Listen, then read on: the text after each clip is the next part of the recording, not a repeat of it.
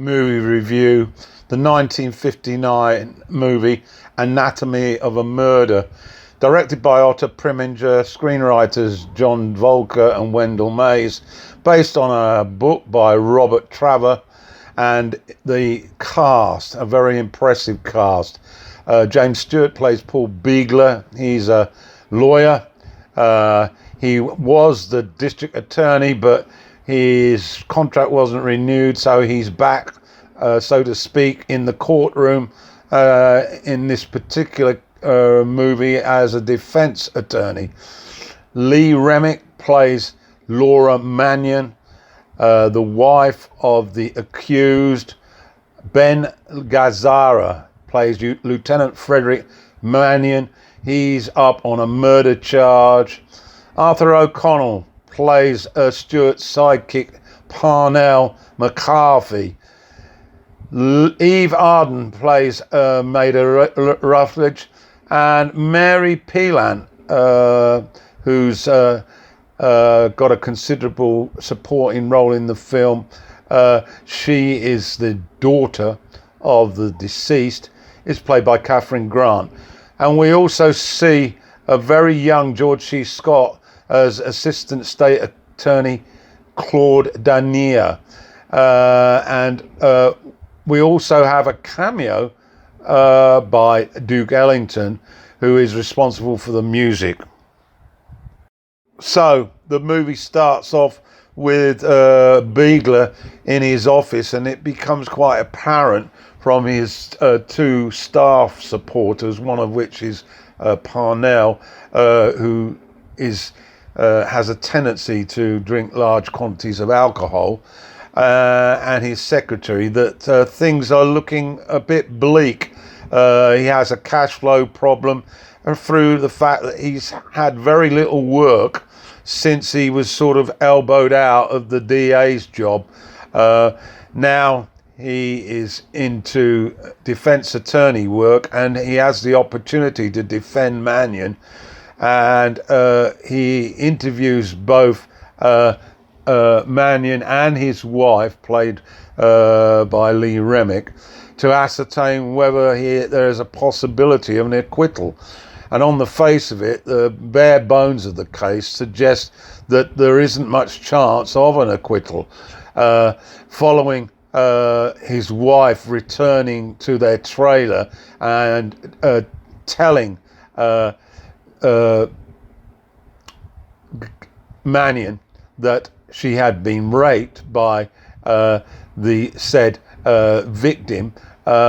He then proceeds to go to a nearby bar, and it appears pulls out a gun and shoots the person, Barney, and it looks a clear-cut case of murder.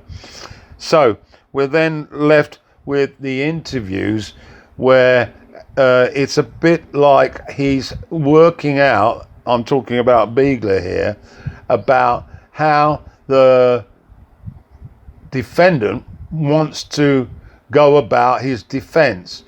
And through a very perceptive and intuitive interview, it leads to the position where it is felt by Gazzara and by Stewart that a defense of insanity is really the only straw that he can draw on with regard to this particular indictment. We then move to the courtroom, and the vast majority of the movie takes place within the court, and it's absolutely riveting how first the prosecution presents its witnesses.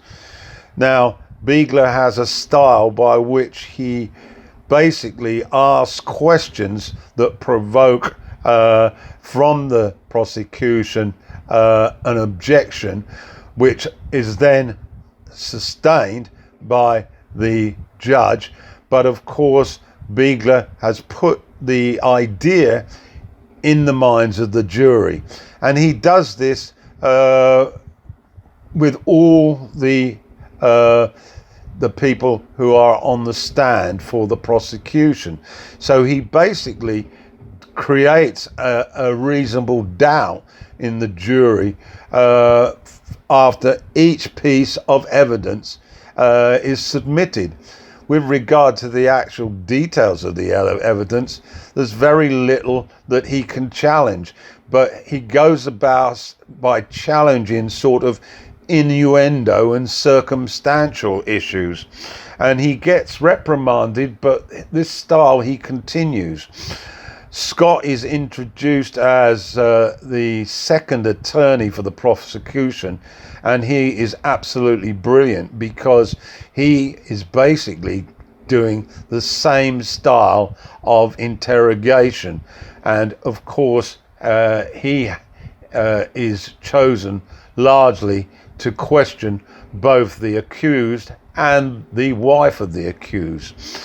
Initially the rape is not on the table, but Stewart manipulates the situation to the extent that eventually the rape is brought in, and it's at that point that we have a straight shootout between Dancer, played by Scott, and Biegler, played by Stewart, as to who is likely to be the most persuasive to the jury. And it's a fascinating look at the process within a courtroom for a murder trial. The performances by Remick in particular is extraordinarily good, and I also liked Gazzara's rather sort of a husband who is quick to get quite jealous and angry because his wife enjoys being flirtatious and gets a great feeling of desirability by dressing, for the 50s anyway, in rather provocative way, which accentuates her curves. And this is a matter that's considered in the courtroom, particularly with regards initially to whether she has been contributory in bringing about the rape, or if that really has absolutely no relevance to the fact that her husband took it upon himself to murder Barney Quill. Quill is an ex-boxer, bar restaurant owner, and as we said at the beginning, his daughter is involved in evidence at the latter stage of the trial, which is particularly significant as we move towards a verdict. So overall, I was well impressed with all the protagonists in this movie. It's certainly one of the best movies of that year, possibly one of the best roles that Jimmy Stewart had in his career, although of course his career is littered with a plethora of great performances, but this one really suited him admirably.